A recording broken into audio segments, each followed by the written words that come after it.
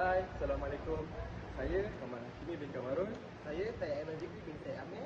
Saya Muhammad Hassan Azam Irwan. Kami dari tahun 2 DPM Program Teknologi Automotif. Hari ini kami akan mengenalkan tentang apa itu Mobile Blind Spot Detector. Jadi, apa tunggu lagi? Mari kita kenali Mobile Blind Spot Detector.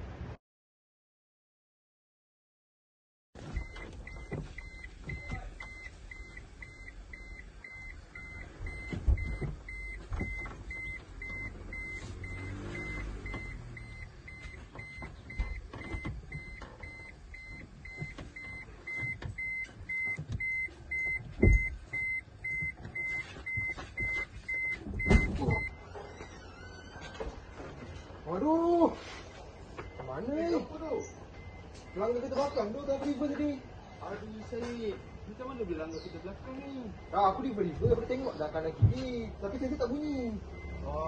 Pak, kau pun salah seorang yang ada kena daripada ni keadaan titik buta kenderaan. Jadi sekarang ni, dah aku dah mengerti apa ada pelanggaran.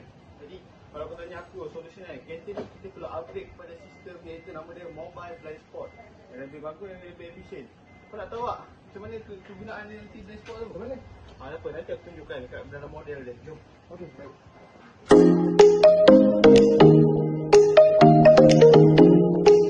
Selamat.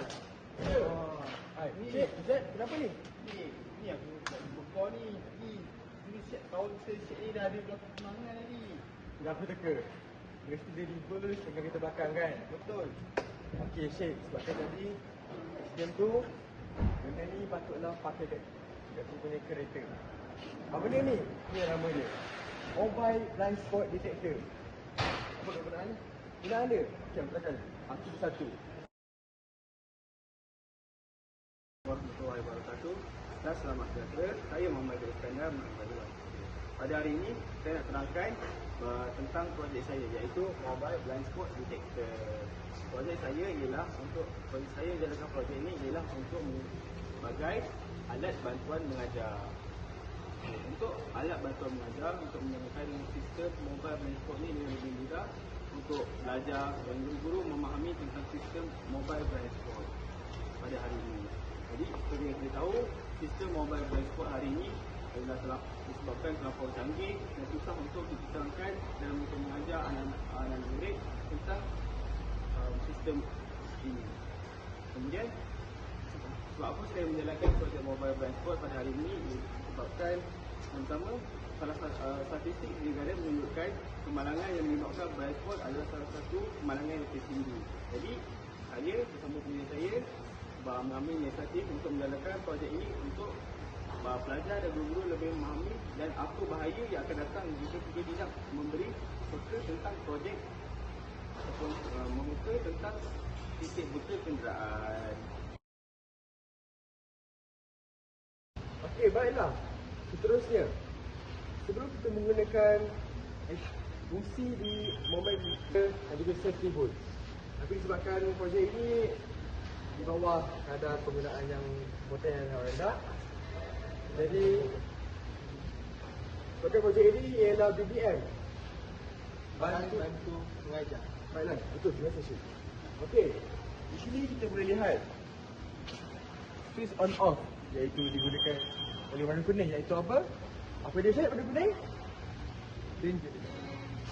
Dangerous.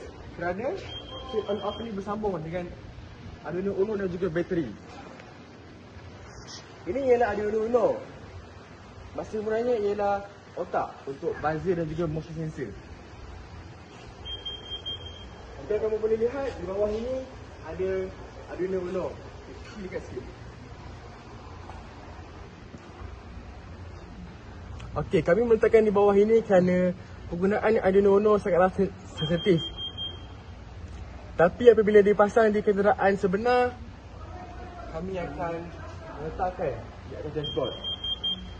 Dan juga dua kaedah pengecasan, iaitu charger proteksi dan juga di kenderaan sebenar kita menggunakan cucuk rokok untuk pengecasan mobile blind spot detector ini. Sebenarnya, projek Mobile Blind Spot Detector ini sangatlah penting untuk pengguna jalan raya ketika memandu. Dia dia memudahkan kita untuk menukar lane, mengundurkan kenderaan supaya kita tidak ada berlaku pelanggaran antara kereta lah. Dan kami juga ingin berterima kasih kepada Cikgu Salihuddin bin Kaliun sebagai penyelia pertama projek kami ini dan Cikgu Wan Hafizul bin Wan Rashid sebagai penyelia kedua kami, kerana tanpa mereka kami tidak dapat untuk membuat projek ini. Dan kami berterima kasih kerana atas kerjasama dan sokongan daripada mereka, dapatlah kami siapkan projek ini pada tahun ini. Terima kasih dan jumpa lagi.